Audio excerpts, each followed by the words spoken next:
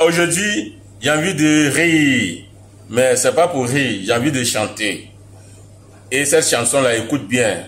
Écoute Israël, le Seigneur, notre Dieu. Le Seigneur est là. Écoute encore, écoute. Ivoirien et Fozo, Ozwani et Fozo, Eba. Écoute, Ivoirien et Ozwani et Fozo, et Fozo, Eba. Ouais, famille. Non, le dimanche passé, c'est super. Parce que le Seigneur a parlé fort. Il n'y a pas l'homme.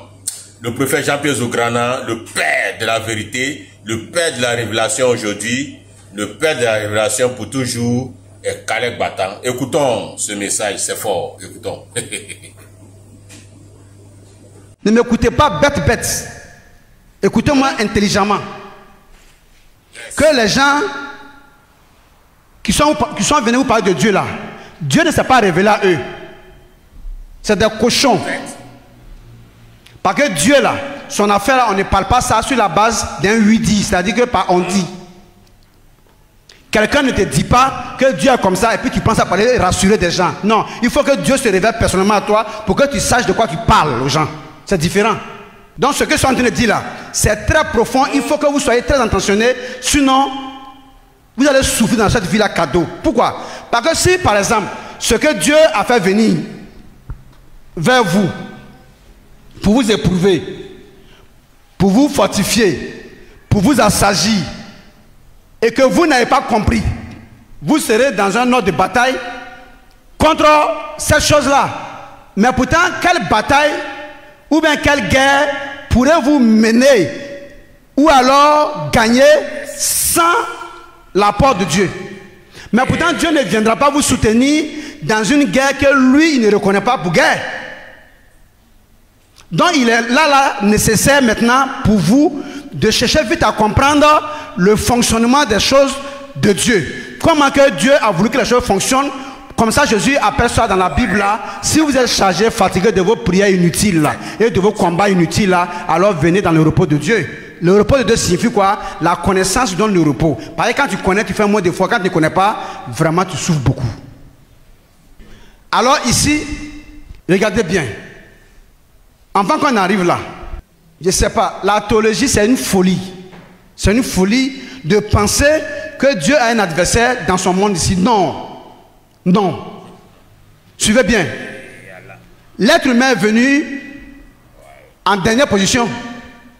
Ou bien, après que Dieu a fait quoi? Le ciel, la terre et la mer et tout ce qui s'y trouve. C'est que vous ne savez pas maintenant. Or, tout ce qui se trouve dans le ciel, ou si tu veux, sur la face du ciel, sur la face de la terre et dans la mer, toutes ces choses-là sont en opposition. Et que d'ailleurs, la naissance vient de l'opposition. C'est un contraire qui produit une naissance. Ça veut dire que du féminin plus du masculin qui donne naissance. Donc c'est l'opposition qui trouve toujours effet. Tu entends? Donc c'est dans une opposition que Dieu a toujours permis que quelque chose arrive. Donc quand toi tu ne veux plus d'opposition, on ne sait pas quel monde tu veux te créer. Dans le monde de quelqu'un d'autre qui a déjà son principe de fonctionnement préétabli.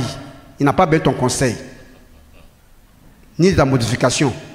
Donc maintenant toi tu peux te permettre une modification dans tes prières, mais qui n'auront pas d'effet parce que ça ne correspond pas au monde dans lequel tu vis, quoi. Donc prêtez écoute à ce que j'ai dit là est très important pour vous. Parce que là je vous amène maintenant à la source, à la base de toutes choses.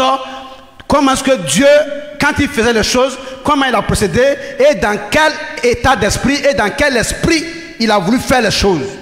Dans quel état d'esprit il s'est trouvé et dans quel esprit il a fait ces choses-là.